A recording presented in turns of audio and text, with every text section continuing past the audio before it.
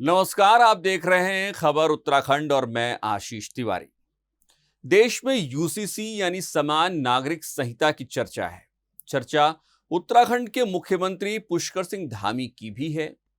आप ये कह सकते हैं कि संविधान निर्माताओं ने समान नागरिक संहिता का मसला भारत के संविधान में जहां छोड़ा था, उससे आगे बढ़ने के लिए किसी सरकार ने सबसे पहले गंभीरता से काम किया तो वो है पुष्कर सिंह धामी की सरकार। जाहिर है ये काम मुश्किल है। हालांकि उत्तराखंड की धामी सरकार ने यह काम लगभग पूरा कर भी लिया है और जल्द ही ड्राफ्ट कमेटी इस यूसीसी का मसौदा सरकार को सौंप सकती है। फिलहाल यूसीसी के मसले को राज्य और देश की पारंपरिक मीडिया बेहद जोर शोर से दिखा रही है और दिखाना भी चाहिए। लेकिन इस सब के बीच कांग्रेस और यूसीसी का क्या रिश्ता होगा, ये किसी डेली सोप के आने वाले एपिसोड के रहस्य से भी गहरा होता जा रहा है।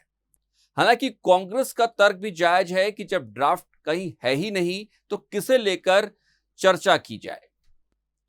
एक नजरिए से देखिए तो यह बात जायज लगती है, लेकिन एक नजरिया यह भी कहता है कि भारत की सबसे पुरानी राजनीतिक पार्टी के पास कम से कम इतने जानकार तो होंगे ही कि वो यूसीसी को लेकर पार्टी आलाकमान को ब्रीफ कर सकें और उसी आधार पर पूरी पार्टी देश भर में अपना स्टैंड क्लियर कर सके।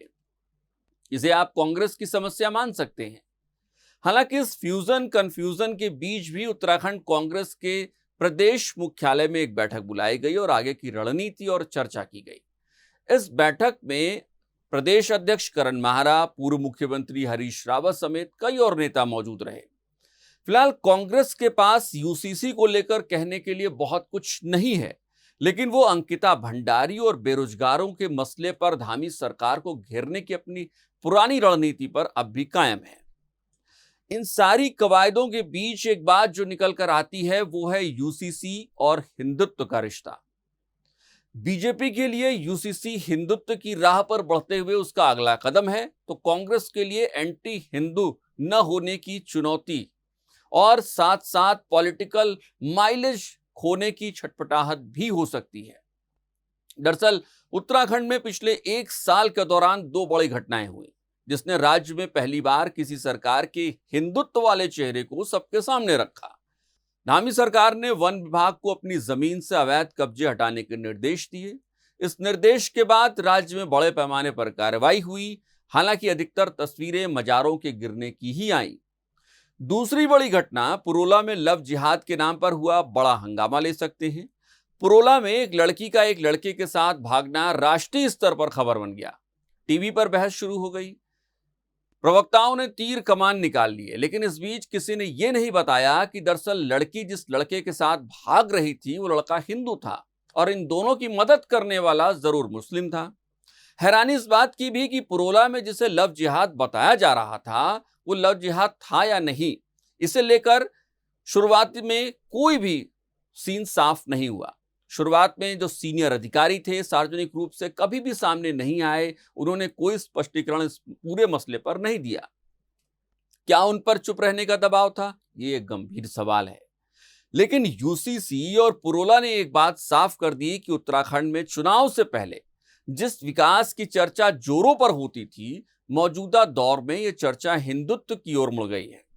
समाचार माध्यमों में आपको पहाड़ के अस्पतालों में डॉक्टरों की गैर मौजूदगी की खबरें नहीं मिलेंगी।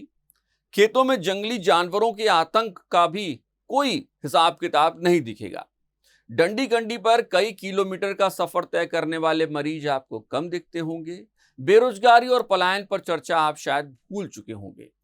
हो सकता है कि ये मुसीबतें इस राज्य से बाहर कहीं भाग गई हों, चली गई हों, लेकिन अगर अब भी ये परेशानियां राज्य में हैं तो इनकी चर्चा क्यों नहीं हो रही है? सरकार और सांसद इन मसलों पर कोई आंकड़े जारी कर क्यों नहीं बता रहे हैं कि उत्तराखंड अब एक आदर्श राज्य बन गया है? ऐसे में सवाल यह भी है कि कहीं लोकसभा चुनाव की मझधार में यूसीसी और लव जिहाद जैसी नाव में हिंदुत्व की पतवार बांधकर किनारे लगने की तैयारी तो नहीं हो रही है। सवाल यह भी है कि क्या राज्य की 5 लोकसभा सीटों पर जो सांसद चुनकर आते हैं वो भी अब धामी सरकार की यूसीसी के ही सहारे बैठे हुए हैं।